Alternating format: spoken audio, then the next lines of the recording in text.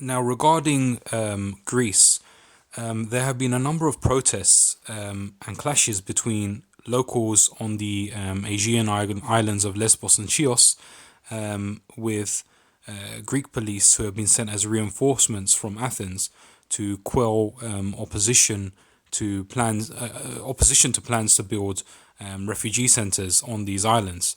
Now, keep in mind that these islands, Lesbos and Chios, they're very small islands with very low local populations, and they've already been overwhelmed with the amount of refugees and migrants who have been arriving on these islands from Turkey mainly. And this was even when Turkey was cooperating and doing their best to make sure that migrants and refugees weren't leaving its shores. However, with the doors and gates now opened, even more refugees and migrants are actually trying to make their way to Greece via the Aegean Sea, while this standoff between local people in these islands and the police is ongoing. So it's a desperate situation. And in fact, I've seen videos and we've heard reports of local people actually using guns and weapons against Greek police from Athens. The local people have been calling these Greek police as hordes from Athens, using a very racist and Turkophobic term to insult them. At the same time, the riot police who have been arriving from Athens have not been too kind to the people either.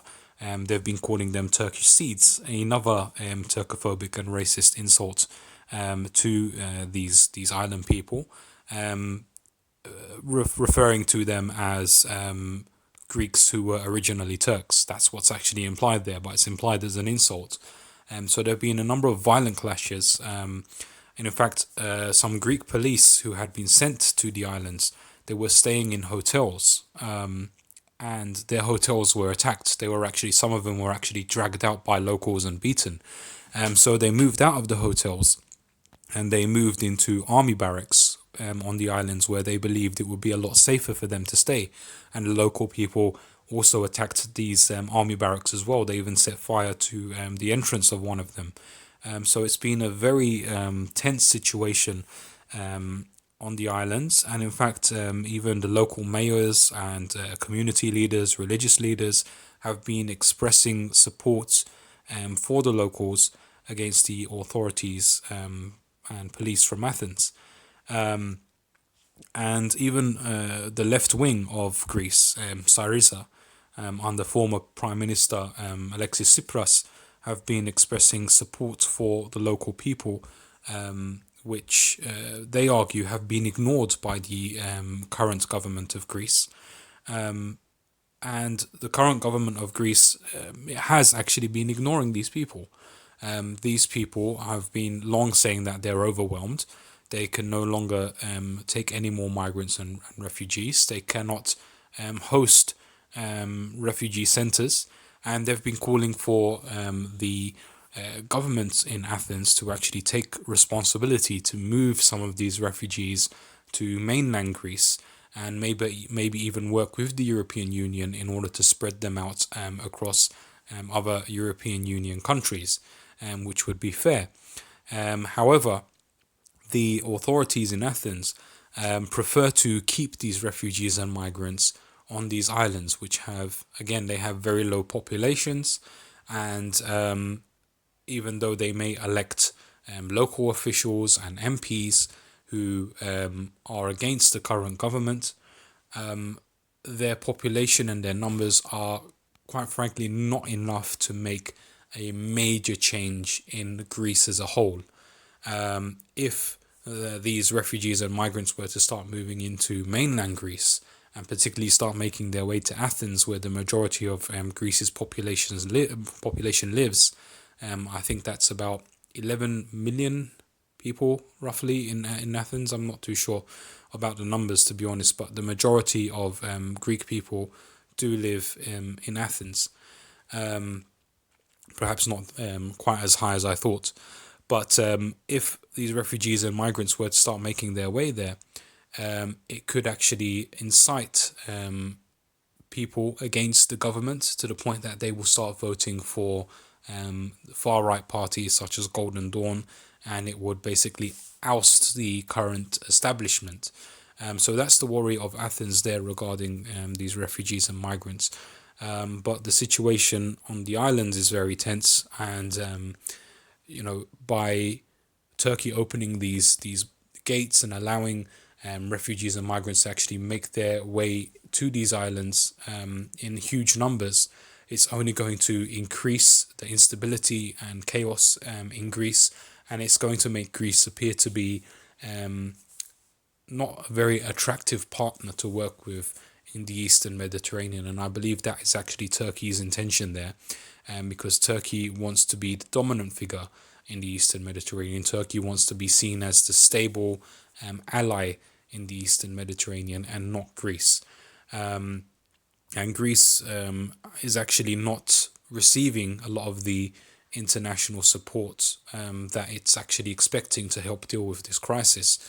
Other European countries are equally as worried about accepting migrants and refugees as Greece is, because they fear the same repercussions from the far right elements within their own countries.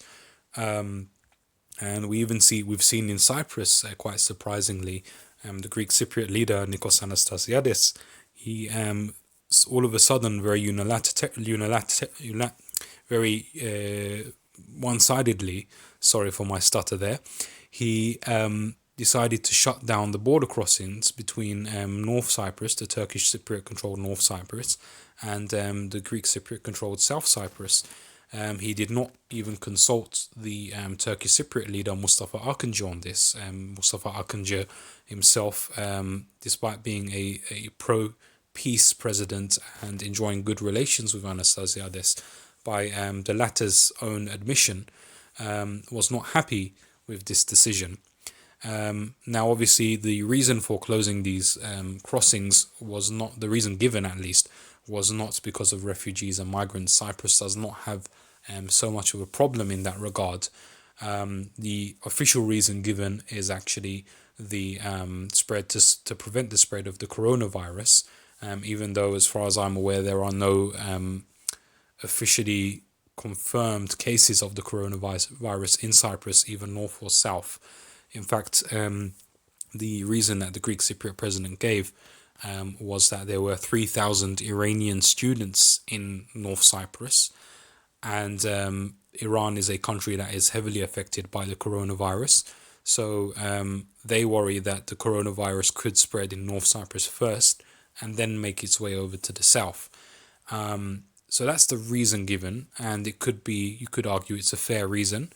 But at the same time, people have been questioning, why hasn't the Greek Cypriot president closed the crossings before, when there were outbreaks such as SARS or Ebola and swine flu and all sorts of other diseases that became worldwide epidemics. So people have been suggesting that there is another reason for the closure of these crossings. One reason could, in fact, be migrants. There have been news reports out there in the Greek Cypriot media with Greek Cypriot officials actually accusing Turkey of weaponizing migrants and intentionally sending them to Cyprus in order to destabilize things there. And also there are tensions between the Greek Cypriot government and Turkey regarding the Turkey's plans to open up the former tourist resort of Varosha, otherwise known as Marash. So that could also be another reason why these crossings have been closed, only for a week. But the crossings, they do affect Turkish Cypriots very much as well, especially those who are traveling to Cyprus from outside the country via the official airport of Larnaca, which is in the south, and then they need to cross over to their places of residence in the north. So it's affected them, and it's also affected many Turkish Cypriots who they earn their livelihood. They work in the south, but they live in the north, and they use these crossings daily. So in a way, perhaps one could argue that the timing and the one-sidedness of closing these crossings could be perhaps in a way a decision that was made due to pressure from Athens, which has very good relations with the Greek Cypriot government in Nicosia, to show Turkey that, hey, look, you might be opening your borders in the Aegean and in Thrace, but if we close our borders here in Cyprus, you're going to have a lot of trouble on your hands regarding the economic situation of the Turkish Cypriots. And quite frankly, the economic situation in North Cyprus, the Turkish Cypriot controlled side of Cyprus, already isn't doing very well. Turkish Cypriot exports have been dropping, and it's the situation there is very heavily affected by the situation in Turkey. In fact, it's affected a lot more because North Cyprus is an unrecognized country. It's internationally isolated, and its entire survival depends on doing trade and business with the one country in the world that recognizes it, which is Turkey. The situation in Turkey not being great, Turkey is also not able to spend as much money on North Cyprus as it might like to. And that is really causing trouble for Turkish Cypriots in North Cyprus there. And if they are not able to go to the south to work, to earn their money, and to bring it back to the north, that would just only make things a lot worse. And Turkey might have trouble to deal with if that becomes a permanent thing. But for the time being, it's only for a week, and they should be opening up again on the weekend. But overall, Turkey is trying to establish itself above Greece as the stabilizing factor, the stable player, the stable partner in the Eastern Mediterranean, in order to get backing for its deal, its maritime demarcation deal. They struck in December with the officially UN-backed government of Libya, which obviously angers Greece because the maritime demarcation deal between Turkey and Libya, from Greece's point of view, infringes on its own exclusive economic zone, its drilling rights for hydrocarbons in the region.